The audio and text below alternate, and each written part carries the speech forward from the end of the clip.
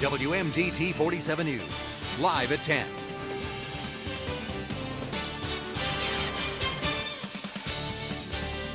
Good evening. Thanks for joining us. I'm Stacey Sakai. And I'm Catherine Amenta. More news in less time starts now.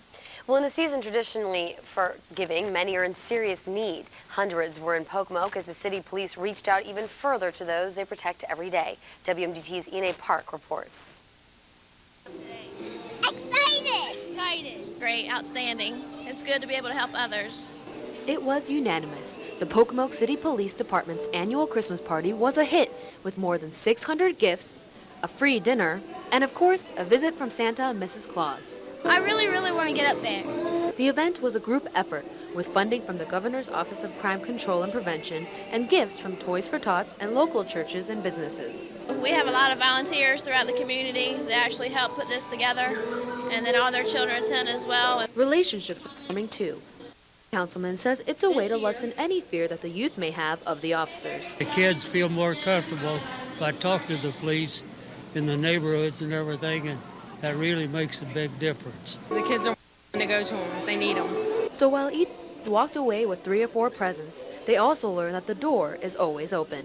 Ine Park, WMDT 47 News. All right, the annual Christmas party is only one of 9 events that the Pocomoke City Police hold for their community. They also plan for other holidays, National Night Out, and even a back-to-school night.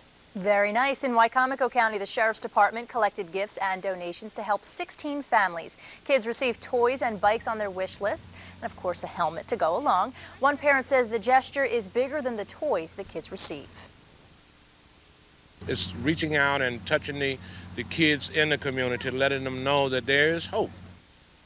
And the Ocean City Police Department began giving out toys on Saturday as part of their 13th annual toy giveaway program. And also the Rough Riders handed out 20,000 pounds of food to the needy residents at Berlin Intermediate. In Salisbury, the Christian Shelter, along with the Rotary Clubs of Salisbury, helped at least 400 people in need Saturday.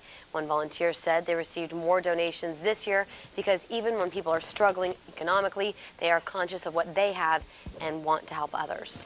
Well, once the sun goes down, many people here on the shore will begin the celebration of Hanukkah. The congregation at Beth Israel are currently having a dinner this evening to begin the festivities. Hanukkah is observed for 8 nights, commemorating the rededication of the Second Temple in Jerusalem.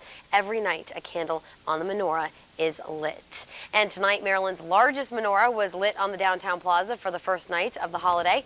The menorah was originally built in 1986 by a vocational technical school in Salisbury. It was funded by business owners on the plaza who had contributed to the annual Christmas lights and decided they should celebrate Hanukkah lights as well. To the more serious side of the holiday season, drinking and driving after those holiday parties. More than 300 vehicles were pulled over by Wycomico County Sheriff's deputies here in Salisbury last night. Deputies say 2 DUI arrests were made, 2 others were arrested on drug charges, and also a warrant out for one person led to their trip to the station. A 17-year-old girl was killed in a car accident last night. Police say a car failed to stop at a sign in Woodside, hitting a van from behind and causing it to spin out of control. That van then slammed into the car of 17-year-old Brooke Davis of Magnolia, Delaware. Davis died from her injuries, and the other 2 drivers involved were treated and released from the hospital. No charges have been filed just yet. Well, fire officials are calling it a miracle that nobody was killed when a 737 jet veered off a Denver runway last night. Flight 1404 practically split in half and burst into flames late Saturday night during takeoff. It ended up 200 yards away in a ravine. Dozens of the 115 passengers on board were rushed to the hospital, some shielded from the cameras as they arrived, one passenger recalling the terrifying flight. The engine was on fire, so I was worried, about getting out of there just in case something were to explode, and then we had another guy yelling, "Oh, the plane's going to blow up, the plane's going to explode." All right, there is no word on the cause of the accident yet. Investigators are looking at the black box recordings. So far, officials are saying the weather doesn't seem to be a factor. Back here on the shore, a motorist makes a gruesome discovery along the side of a road in Bridgeville. WMDT's Amber Watson has more from a neighborhood where some residents are still on edge. This is a nice, quiet community. We haven't had any problems around here. which is why members in this Bridgeville community are finding it hard to believe a man was found stabbed to death and left here on Apple Tree Road. I was looking out my window and then someone called me and asked me what was happening down the road. I really didn't think it was no big deal until that criminal unit came out here. Police say 25-year-old Michael Chakosky from Newark was the man found along this countryside road. The only time there's a lot of traffic comes through here is when there's an accident on the highway. Police found the victim's car parked here at the Cannon Storage Center in Bridgeville, and they've already taken it and sealed it for evidence. And while some residents were shocked about the murder, Fields say not that big of a surprise. Can be found in abdomens or in the other parts of the body. ABC News apparently thought it was pretty amazing. 2020 will be doing a story on the child early next year.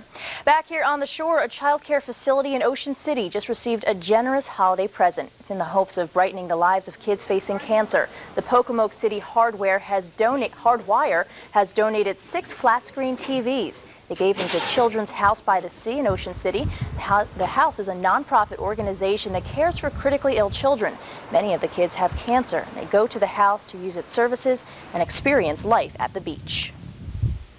The Believe in Tomorrow Children's House by the Sea is actually the first facility of its kind in the country to provide respite housing for pediatrics. The founder of House by the Sea says that in the next few days, families will be pouring into the facility. Many families with critically ill children spend their Christmases there. And finally, the winter months bring all sorts of cold remedies and myths, but now experts are setting out to set the record straight. First, all those holiday sugar cookies make your kids hyperactive. Not true, it's a myth. While it does give a quick burst of energy, there is no proof that it causes hyperactivity, so kids enjoy the cookies. Also, Mom's warning to wear a hat, also a myth. Turns out you can lose heat from any exposed part of the body. The head poses no added threat. Justin. All right, here we go. Check out the next 48 hours with Futurecast. Overcast skies rest of tonight into very early tomorrow morning. And then around 9, 10 o'clock or so, we'll start to see some rain showers building in, especially across the north from the next system. Those showers will be off. Stacy, Beyonce has taken over the top of the Billboard Hot 100 list this week. Her song Single Ladies at #1. She's also holding the #3 spot with If I Were a Boy. And T.I. and Rihanna's Live Your Life dropping to #2. Justin.